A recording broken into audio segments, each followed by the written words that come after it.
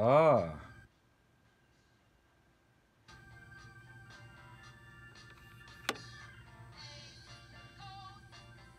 Can you hear me, Jason? Can you hear me, Jason?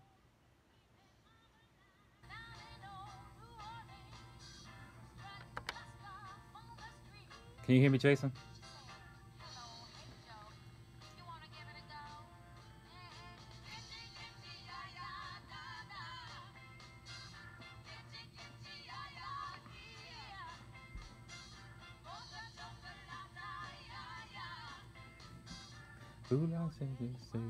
Can you hear me? Oh.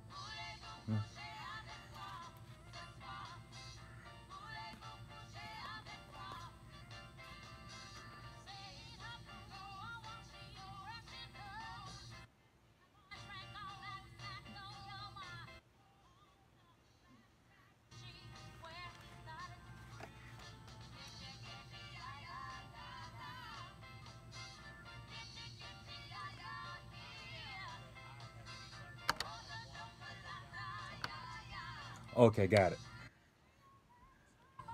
Ready. Ready. Wow. Shalom, shalom. Yisrael. This is Yehonatan Dawid with you here. Thank you much, Jason, making me sound good. He found that for me. I didn't even know that was LaBelle and the LaBelles, but very fitting. That is a hot song, and this is a hot topic. I'm actually predicting this to be a huge show. I might go over, but for those who are going to get this, look for this on the YouTube channel. You will get probably a little bonus because I will go past that time. I will remain here at the mic for probably a few more minutes to give a few more insights and some commentary when I'm off the air. So this is hot. That was a very appropriate song for us, Yisrael, Hebrew Israelites. A hot mess. Whew. Where do I begin? You know, it's very fitting that this has nothing to do with Father's Day. It was very fitting that this is Father's Day because how we want to be treated by our wives as a father, we're respected by our daughters as a father. I'm going to talk with you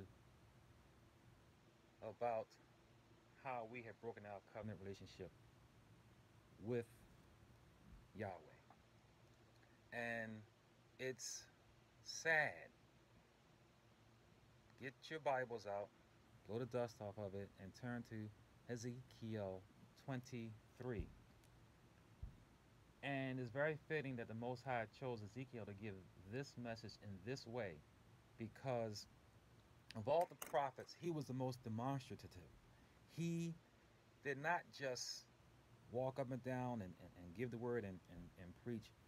He had a physicality to his message. Ezekiel was used by Yahweh to let us know how he feels. Yes, Jeremiah, he was the weeping prophet. You know, Isaiah, Daniel, no one else, all of the prophets, none of them physically felt, not they didn't get the physical torment that Ezekiel went through. For the purpose of us coming to know how we made him feel when we broke ourselves away from him, when we betrayed him. And this message today is, you know, I doubt if any children are listening right now anyway, but it is not for the children. And even as a man, I wouldn't even speak of it in mixed company. But he's quite graphic to the point of like rated R and some rated X. And as a matter of fact, believe it or not, I'm going to actually have to filter some of this to speak about this parable of Oholah, which is Israel, and more specifically, is Samaria, and Oholabah, which is Yehuda. So bad a way that he used these names specifically to describe us because of their meaning. So he just saying Yisrael and Yehuda was actually inappropriate because Yisrael means he who strives and overcame with Elohim, and Yehuda means he who praises Yah. We are bashed so badly in Ezekiel 23 that there's no way he's going to identify us by those names. So he identified us by these unique names to talk about us and how we have betrayed our first love. And Oholabah, who represents Yehuda, who in this instance is the younger sister, the name means his tent is in her. The tent representing the womb.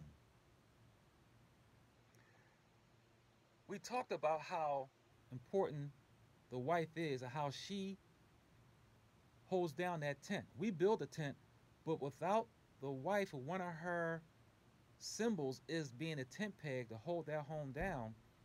Well, in here we're talking about the actual womb itself.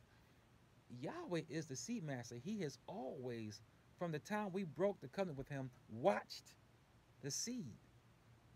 Because his son was to come out of this tent. So Yehuda is called Oholah in this parable. And her big sister is Oholabah, which means my tent. So this is her body, her womb, her vagina. So he's graphic here and talking specifically about the wound and the opening, the peor of it. Because apparently we're not getting it. By the time we get to Ezekiel, we're not getting it. We're talking about after having betrothed ourselves formally with Yahweh, coming out of Mizraim, this is like 600 years later, and we're still not getting it. So along comes Ezekiel, because we're not too far, a few hundred years before coming of the Messiah. We have got to know who we agreed with, who we took the ring from, who we walked down the aisle to, Yahweh. Because now, if we don't know who Yahweh is, how are we going to know who Yahshua is, who's coming up after Ezekiel? The whole first 30 plus chapters of Ezekiel deals with this knowing of who we are betrothed to. And then it culminates in chapter 23 in a physical, sexual way. In a way, in reading it in the Queen's English, you're not going to quite get it. It starts off with us when he talks about harlotry. Harlotry, we all know what harlotry is. But this harlotry is not your routine, off-the-rack harlotry. This is zonal. It is cult prostitution. Zonal is cult prostitution. And he talks about our fornication, which is tanuth, which is not just regular fornication.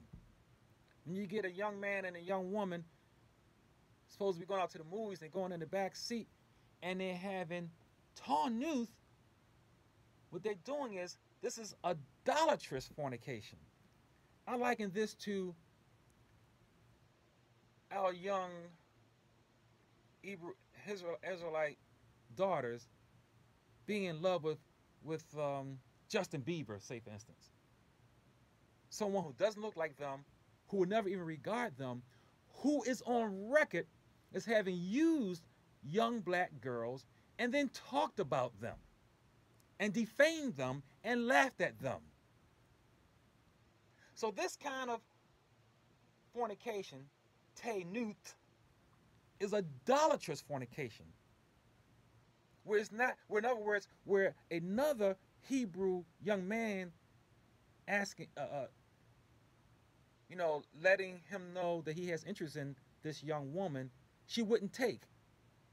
She wants to take someone that she idolizes, like a Justin Bieber.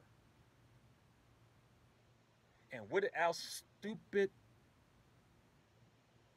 musicians and actors and all did? They all publicly forgave him.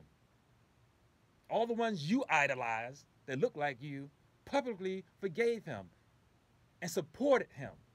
Gave him a little funny celebrity roast. But this is us idolizing those who don't look like us, using them as our standard, and eschewing the ones we should be with. The young brother who's going to be a righteous husband to you. Early on in chapter 23, what Ezekiel tells us is, in our youth, when we just start getting our first period, we got broken in. We got busted by Misraim. That's who broke us in.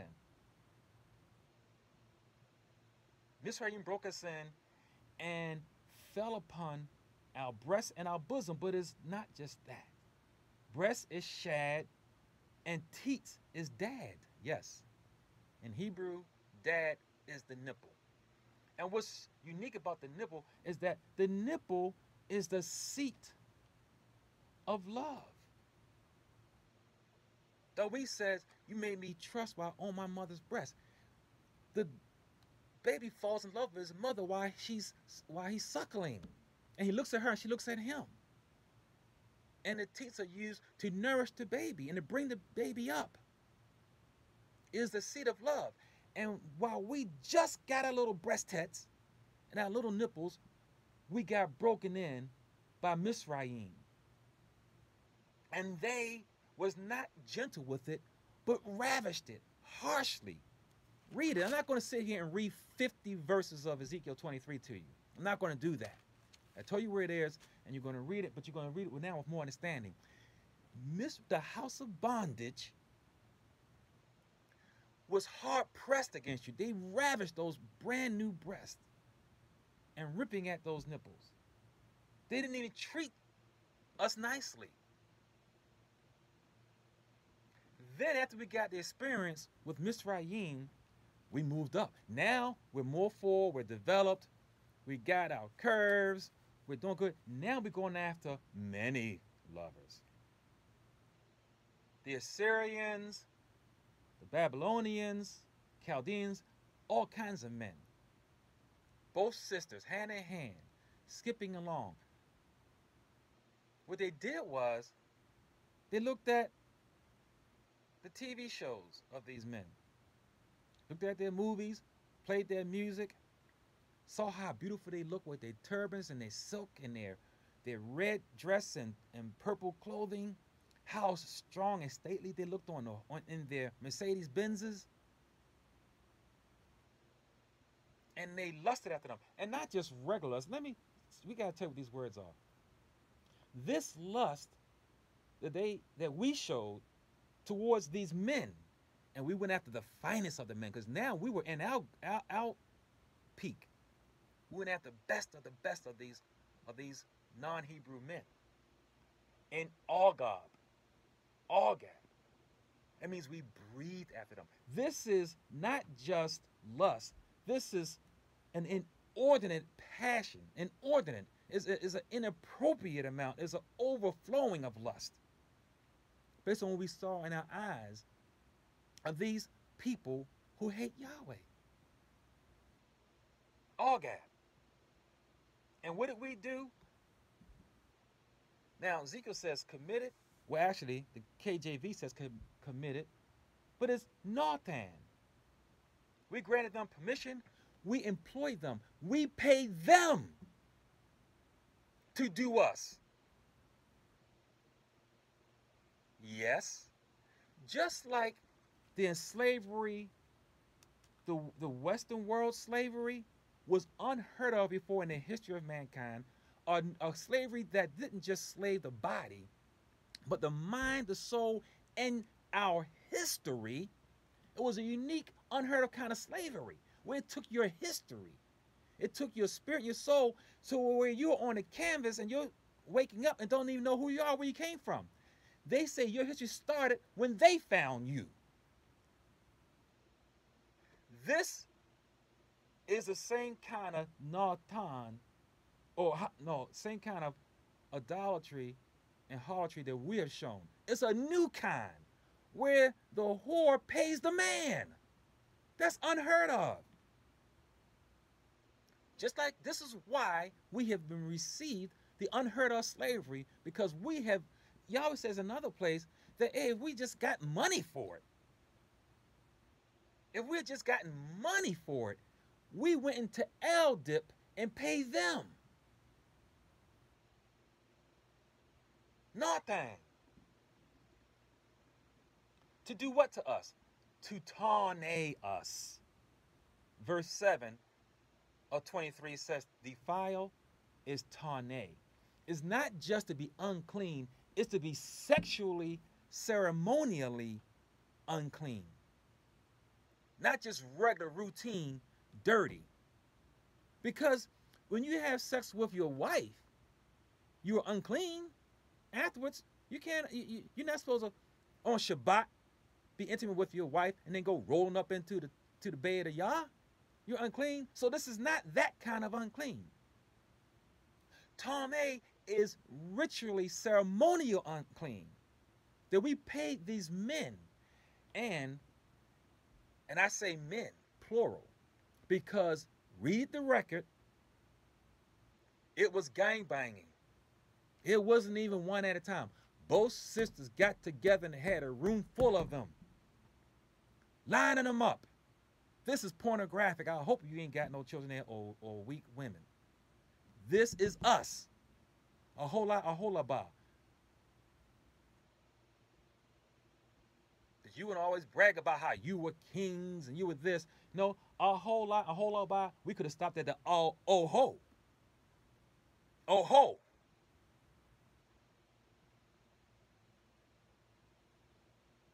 The biggest of hoes, paying to be ravished in a ceremonial way. And then they poured themselves out to us in an angry way, in a ceremonial way where we gave our children up. We sent them to their schools to learn their ways. Passing through the fire is that, teaching them their ways, not just burnt. All the children weren't burned up, or that's even worse, but some of them just passing through the fire, learning their ways of intimacy, their ways of worshiping, their ways of invoking their mighty one. The thing about this, even Hebrews don't know how to pray. You know why the world prays as they do pray? Where they repetition, and rocking and cutting themselves, because they're praying to mighty ones of wood and stone. They are dead. They don't live. We pray to the living Elohim. You have a conversation with the Most High. That's how you pray. Even Hebrews don't know how to pray. You have a conversation with the Most High. He knows what you want before you speak it. He knows what's on your heart. You speak with him. You claim that, first of all, you pray, you have a relationship with him, so you're going to pray for the right thing. You're not going to pray amiss. And you speak with him. Hebrews do not pray like the world, with vain repetitions. So they go to the extremes to get their prayers heard, like passing their children through the fire and sacrificing their children and cutting themselves. And we did this against the Most High with our own children. Oholah, Oholabah.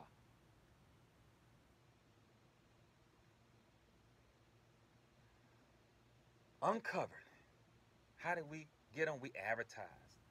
Now, I think it's verse 10 says, we galah. It says uncovered, but the Hebrew word is galah. That is, means we lifted up our skirts and not just showed our shame, but our pudanda. The pudanda. Yes, it is the door of the tent. You know what it is. It is that. Not the northern lips. Yes, the southern ones. indecent, advertising that thing. This is the chosen ones. The ones of whom Yahweh says in Amos 3:2, you only have I known. Known in Ibarit means intimacy. Intimacy. When he says I know you, that means I've only been intimate with you. It's knowing like you have 10 husbands and 10 wives going out to dinner together. They all know one another's husbands and wives. They know them, but they don't know the other man's husband or the other man's wife or the other woman's husband the way they know their own wife or their own husband. It's a different level of knowing. When Yahweh says he knows you, he means he is intimate with you in a way that the other world does not. He's not intimate with them. He does not know them. Depart from me, I do not know you, that he says at the end. That means I've never had a relationship with you. That's what he says to the world. And here we are,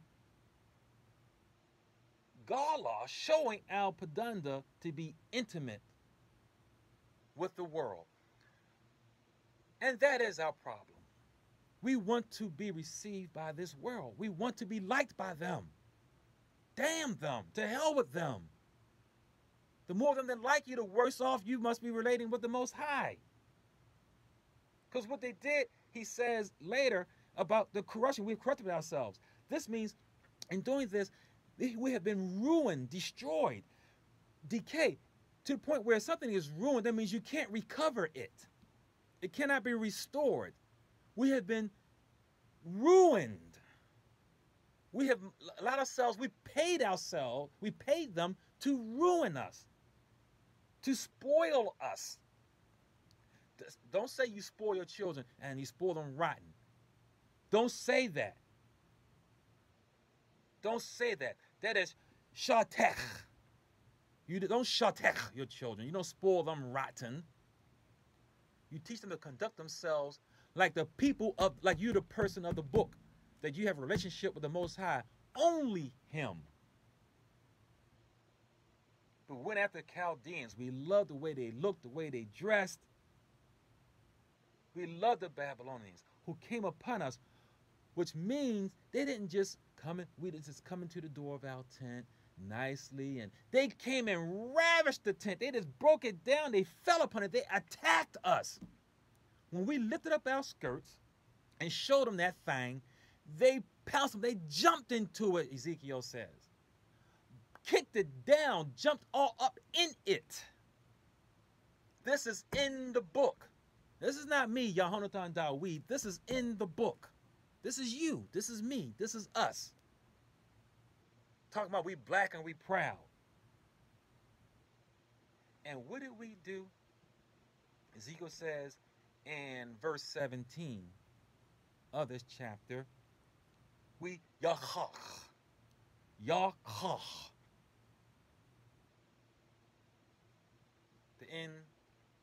The KJV says alienated. Not what alienated means in Hebrew means we dislodged ourselves. We tore ourselves away from the grip of Yahweh. The way Yusuf tore away from that Egyptian hoe who was trying to lay with him. He tore himself from her. He yakha from her. That's what we did to the Most High. We ripped out. We didn't just, it wasn't like he was not doing his job, like Adam wasn't doing his job, because Mother Hawa didn't tear herself from him when she went and followed after that serpent. She just went over there. Yahweh had us in his hands. He was holding us by our hand, entreating us. And we, yakha, verse 17 tells us, from him. We ripped ourselves, we tore ourselves from Yahweh, from our first love.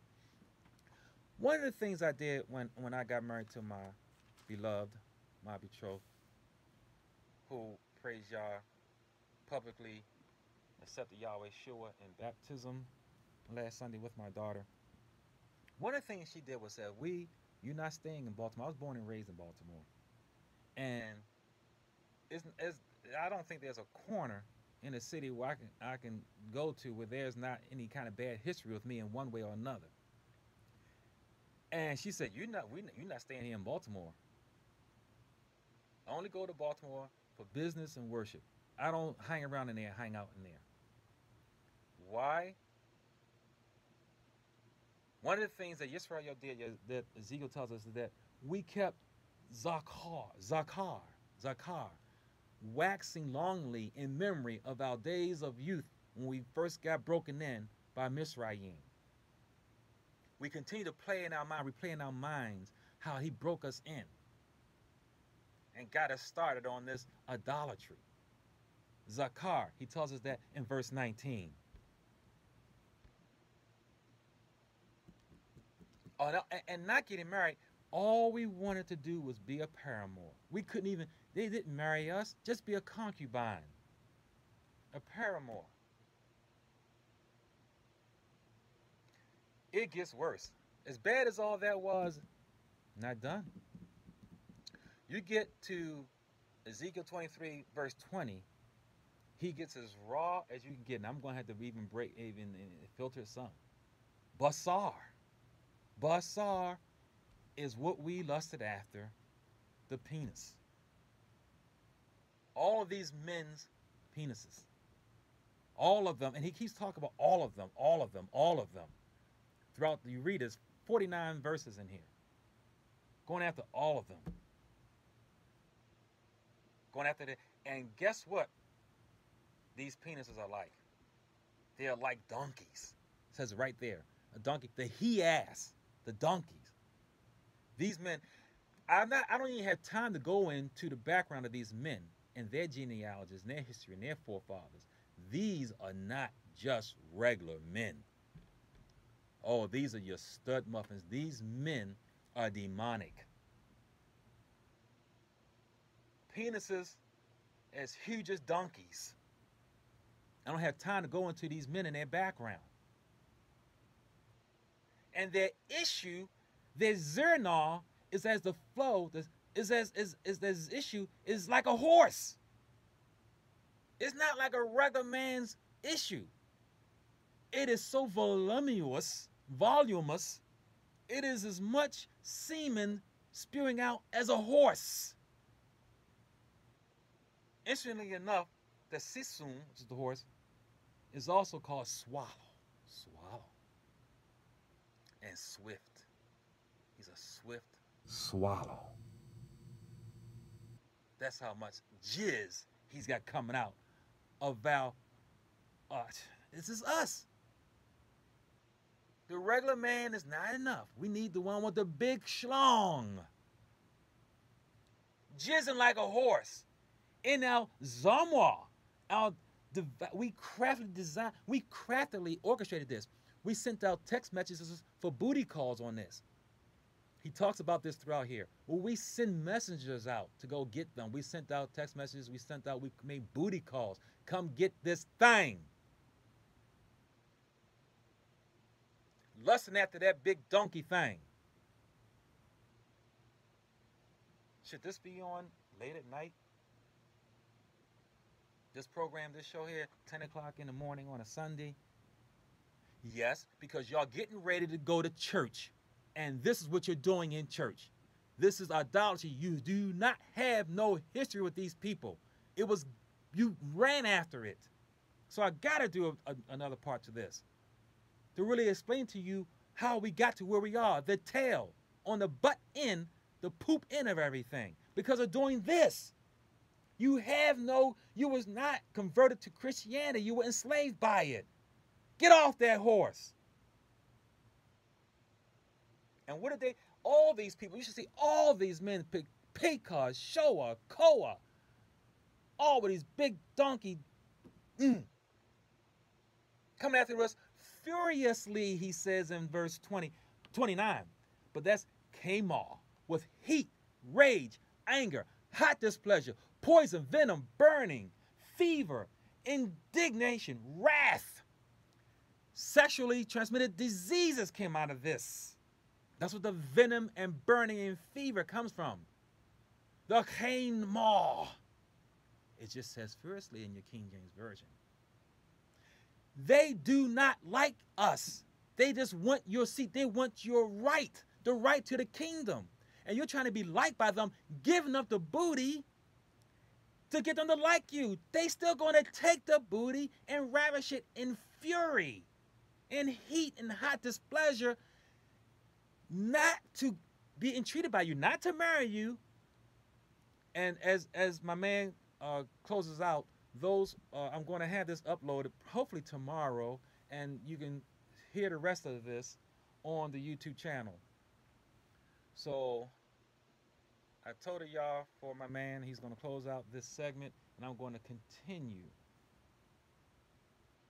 a little while longer. Your whole time that I wait for you, y'all wait for Christians at gmail.com 443-306-3518.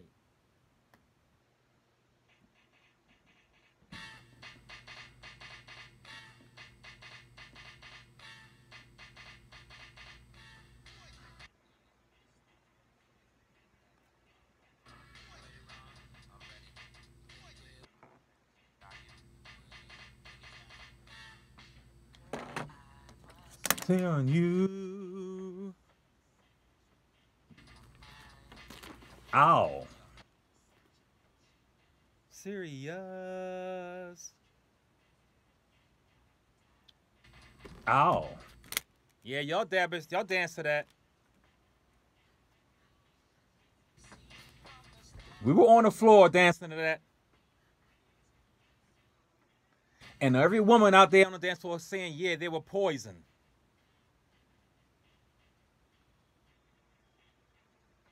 I scared me out of my mind. Need to find out of my head. That girl is poison. Thanks, my man. I'm going to stick to writing and not singing. That's good.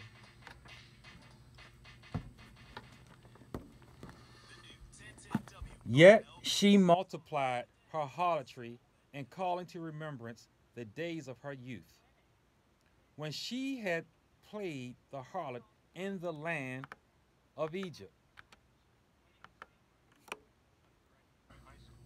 For she lusted for her paramours, whose flesh is like the flesh of donkeys, whose issue is like the issue of horses. That's 19 and 20. Let me go over to 38 and 39. Moreover, they have done this to me. They have defiled my sanctuary on the same day and profaned my Sabbaths. For after they had slain their children for their idols, on the same day that they came into my sanctuary to profane it, and indeed thus they have done in the midst of my house. What? Remember Bill Clinton? Bill Clinton got a BJ in the White House, and after getting the BJ, he went to church. And that's what we did.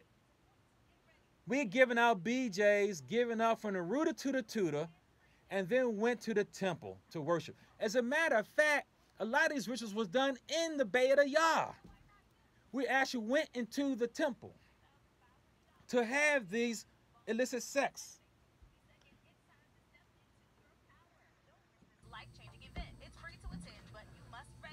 This is bad. We're not done in hoeing with the Gentiles, non-Hebrew men, quality brothers. Women always talking about they don't need a man and ain't no good men out there. We got quality men out there who love Yahweh and keeps his mitzvah, keeps his Torah, who will lead you into the way of understanding by the book. But you don't want him. You think he's weak because he loves the book. You think he's weak because he's on his knees in prayer and crying and fasting and supplicating. You say he's a weak man, but that is a strong man of Yah. That's a warrior.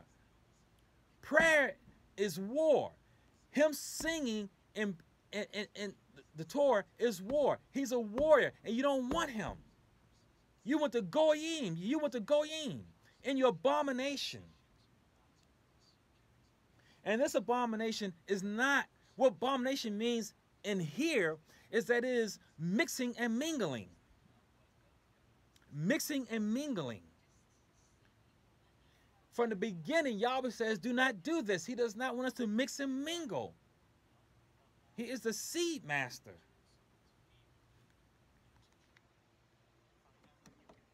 Stop mixing and mingling. He don't want us to even mix our clothes. He don't want you to mix words of spirit. This is why I'm giving you original words, original truth. He's always been against mingling. Mixing of the peoples is what causes confusion. And now we're mixing not with just, we started with other flesh, then animals, and now robotics. Many of the people you're seeing today are products of mixing. What mixing causes demonism. Being a demon is different than a fallen angel. Demons come out of mixing. Demons come out of unhealthy, unsadiq mixing. That's how you get demons, because the Spirit of Yah cannot enter into that new soul that has been created. Because a soul shouldn't be there. Remember the butterfly effect. The main character could not fix things because ultimately he was not supposed to have been born. He was not supposed to have been here. So he could not make things right. This is demonic. This goes into genetics. It goes down generation to generation. My pastor talked about this yesterday. This comes to be a genetic thing, where the children are come out of this with these same demons.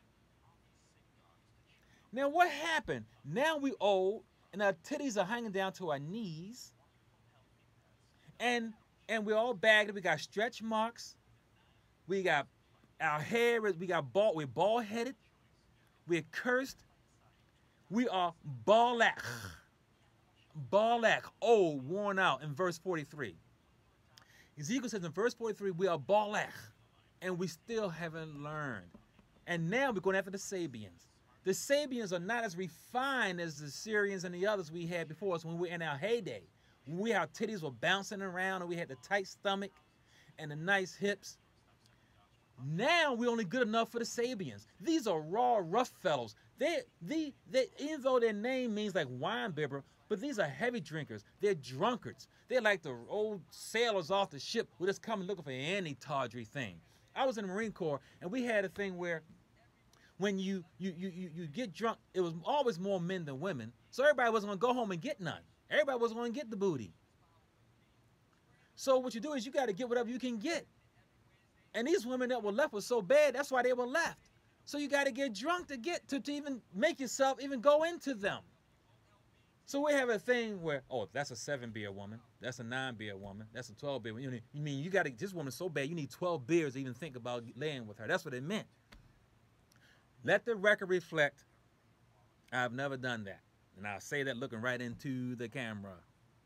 But I was unholy in the company of all of that. And us Marines would say that. Yeah, oh, that's a 12-beer woman, 10-beer woman. And then that's how drunk they got to get to be with. That's how we were when we got to be Balak with the Sabians. Old and worn out, and that's all we can get now. And he says in 23:38, I want to read that again. Moreover, they have done this to me. They have defiled my sanctuary on the same day and profaned my Sabbaths.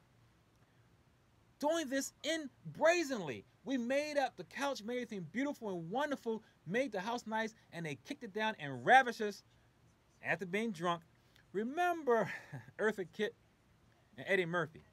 She was coming after him, kept coming on him, coming on him. He didn't want her. She was old. He was a young stud.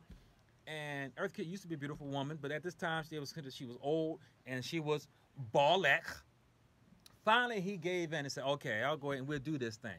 He said, can you just turn out the lights? She turns out the lights. It's pitch black, dark. And they're getting ready to get started. He said, can you make it a little bit darker? It was already pitch black.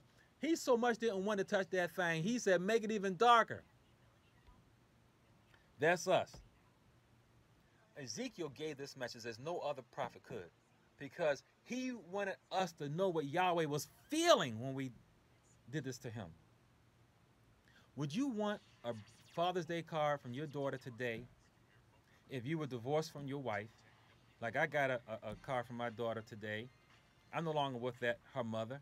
Would I want her to, on that card, write the name in of her mother's current lover, how would I feel? That's what is being done right now. That's what we're doing to him. When we're calling on the Lord God Jesus Christ. Stop this thing. Stop it. I'm going to continue this next week. Until then, Yahweh sure help us. Help us, oh Yahweh. Have mercy on us.